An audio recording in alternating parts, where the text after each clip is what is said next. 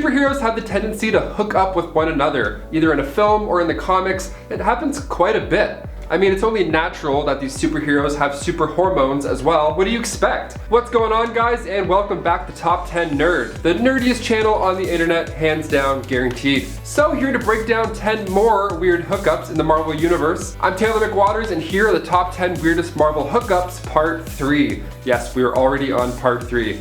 There's a lot. Before we get started, make sure you're subscribed to the channel. That way, when we drop these videos, you don't miss a single one. And make sure you stick around to the end, where I'll be responding to some great comments from part 2.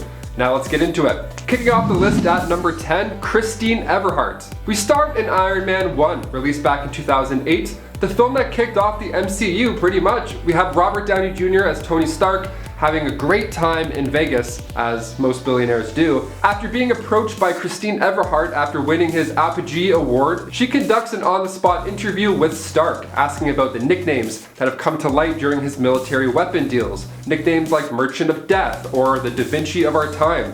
Stark responds in his usual confident, cocky manner, and at one point in the conversation, Christine asks him if he ever loses an hour of sleep while accumulating his riches. He responds with, "I'd be prepared to lose a few with you."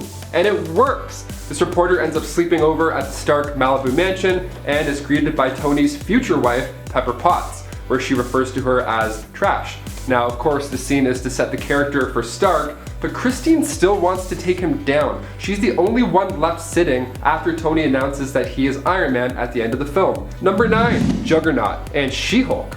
Say what? Okay, this one's pretty interesting. So what happens when you get a super lawyer and a super criminal? Well, you get a night of romance for some reason. Uncanny X-Men issue 435. We see Juggernaut and he just kicks Rhino's ass. And then he has the perfect opportunity to escape the holding cell that he's currently held in. So Jen Walters, aka She-Hulk, asks him the pressing questions. Why the change of heart, Kane? You're a criminal. Why didn't you just leave? She thinks it's part of this master plan, this act of kindness, saving the guard from Rhino, and then willingly being detained again. She thinks it's a scam, rightfully so. So they start to talk about baseball a bit, you know, getting all casual, and then the final question.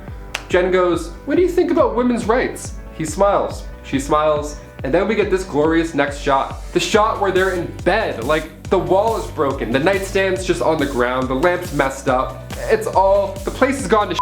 And the craziest part about all of this, the windows are just wide open. I mean, this whole thing ended up retconned so that She-Hulk was a doppelganger from an alternate Earth, but this is still pretty weird. Number 8, Black Widow and Spider-Man. We go now to Marvel Team Up issue 82, Spider-Man and the Black Widow. Now, at this point, Nancy Rushman has entered the chat. Black Widow looks like Black Widow, but inside here, it's actually Nancy Rushman, school teacher from upstate New York. Got it? Yep.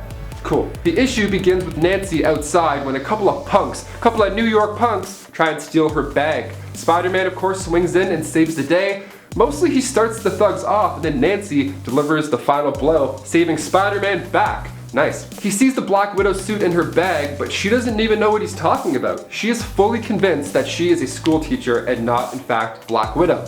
Spider-Man's like, "No, you just took that guy out. You're for sure Black Widow. Look at the suit." But still, nothing. So, Spider-Man offers her the suit of the Black Widow, to Nancy Rushman, and attempts to keep her warm, maybe bring some memories back in her head, find out what's going on. So Spider-Man sees her in the outfit and comments on how nice she looks. Real nice. So she gets the outfit on, and it of course fits perfectly. But this doesn't jog her memory. Despite how good the suit may feel, the memories just aren't coming back. And then in comes the S.H.I.E.L.D. strike force with the plans to shoot Black Widow, Spider-Man even getting grazed by a bullet in the process. Just then there's a moment where Nancy's body acts by itself almost, and then she lunges forward and strikes the strike force member and takes him down with ease. She's of course still confused, and they end up sticking together for a bit, and then in issue 84, Nancy goes in for the kiss, and Spider-Man has no idea what to do. He likes Widow, but this Widow lookalike doesn't act like her, so it's a weird thing, and in Spider-Man's words, these are the wrong feelings in the wrong place at the wrong time. Yeah, you could definitely say that again. She ended up getting her memory back, and the real Black Widow wasn't as into the web slinger as he hoped for. Poor Peter Parker. Number 7, Deathpool. Deadpool's on this list, of course, and it's for good reason. One of the crazy relationships that he's been in was one with death. Now, with Deadpool dying as often as he does, he of course has seen the face of death. And he's a fan. In Deadpool The End, we find Deadpool finally getting close to death, long term. Finally. Even when Mephisto pipes in, Deadpool responds with, "Can at dollar store Devilman Crybaby. I've been angling this hookup for like a century to get here." And the top priority for Wade? To get to the ever-lovin' after ever-livin' Nookie. While Thanos is normally the one who's been Death's boy toy, it's nice to see a comic where Wade finally gets that relationship. And it's super hilarious and of course, super sexual.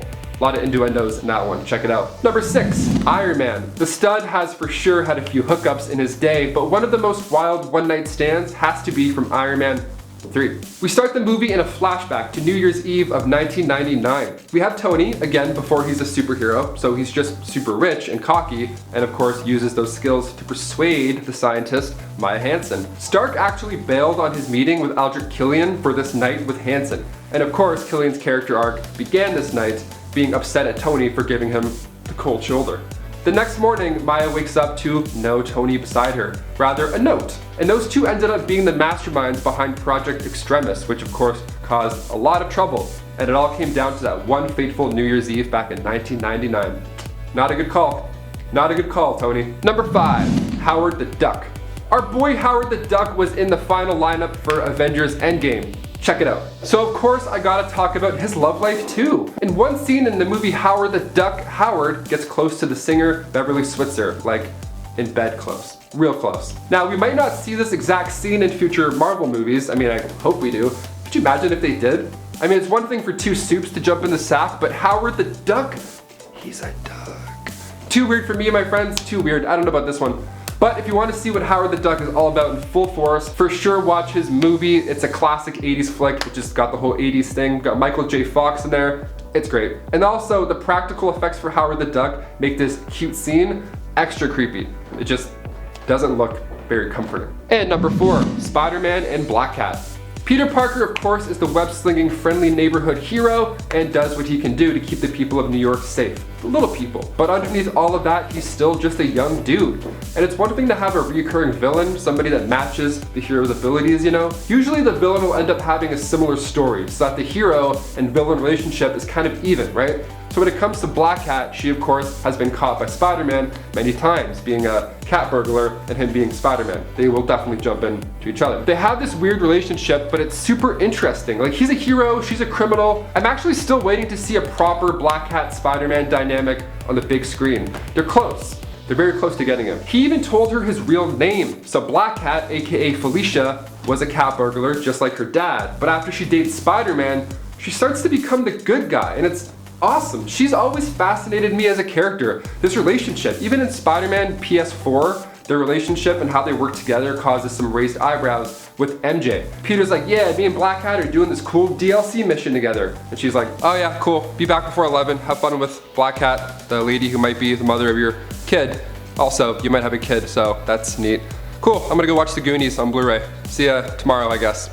God, my life sucks. We were on our way to seeing this relationship form in The Amazing Spider-Man 2. In The Amazing Spider-Man 2, we were introduced to Felicia, played by Felicity Jones. In that same movie, Gwen Stacy bit the dust. The Amazing Spider-Man 3 would have set this relationship up so nicely, but it never happened.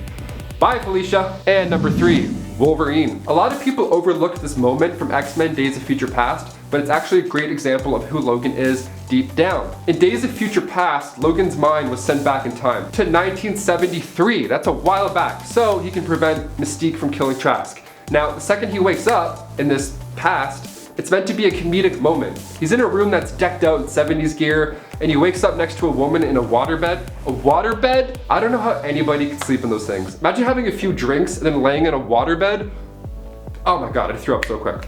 But he wakes up next to a mobster's daughter. He was being paid to keep her safe, so of course he runs into a bit of trouble, having to kill the mobsters that enter that room because they of course found them both together. Not professional at all, Logan, not professional at all. Also, if he just kept his distance, those poor mobsters would still be alive. They have families, they probably have bills to pay. And number 2, Peter Quill. Guardians of the Galaxy came out in 2014 and James Gunn made the most fun Marvel movie to date. Still, the most fun Marvel movie ever. The opening of the film, we find Chris Pratt's character, Star-Lord, And as the opening credits rolled, we see him walking, well, dancing rather, to find the orb, which ends up being an Infinity Stone. It's a pretty important orb. So he goes in, introduces himself, does the badass fight moves, and then rockets his way out of there. And after he barely escapes in his ship, the Milano, as soon as his ship starts to fly away from danger, out pops an alien woman from below deck. So we briefly meet Berit, and if you don't remember her from the first movie, that's fine, because neither did Star-Lord.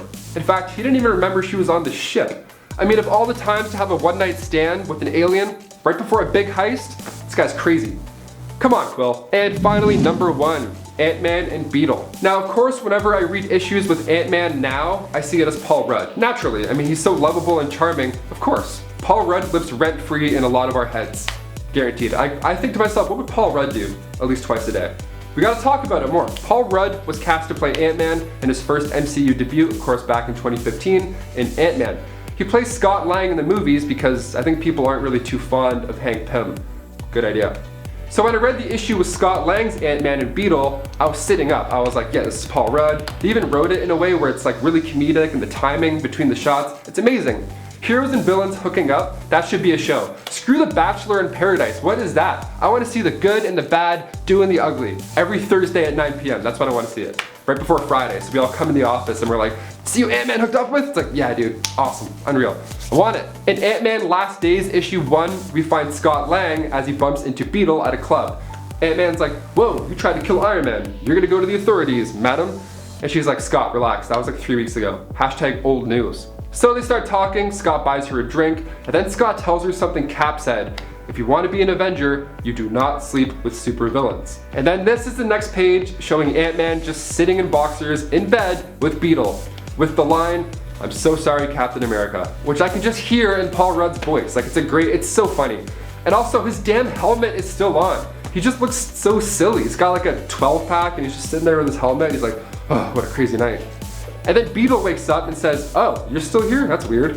Weird is the perfect word for it, Beetle. Well guys, that's all the time we have for today. Thank you so much for sticking around to the end of this video. Now before we wrap it up, I gotta go and read some comments from, of course, part 2. The first comment comes to us from Mary Franks. They say, I wish that Bucky and Nat could have been together in the MCU because they are so perfect together. But I also say that about Clint and Nat. They would be good together. I mean, the most secretive spy couple. That's pretty sweet. I mean, the MCU version of both those characters would be pretty sweet to see together. I mean, now that Black Widow's gone, might not happen. I honestly was a tad disappointed when we met Hawkeye's family too, because like I really wanted Hawkeye and Nat to get close and like end up dating. Since their dynamic in Avengers 1, I felt like that's the direction they were heading. I'm glad they didn't though, I'm glad they didn't, because that scene on Vormir would have been more sad. Somehow would have been more sad. And the last one comes from Zach Jackson. They say good job on the 1 mil. Thanks Zach Jackson, also amazing name, rolls off the tongue. Guys, if you haven't already, make sure you're part of the 1 million subscribers that we now have. Just click this little button somewhere over here, I think right here. And honestly, while you're there, just turn the notifications on too. So when we drop these videos live, I can respond to your comments right as you type them. Thank you so much for tuning in. I'm Taylor McWatters, and you guys are awesome. We'll see you next time.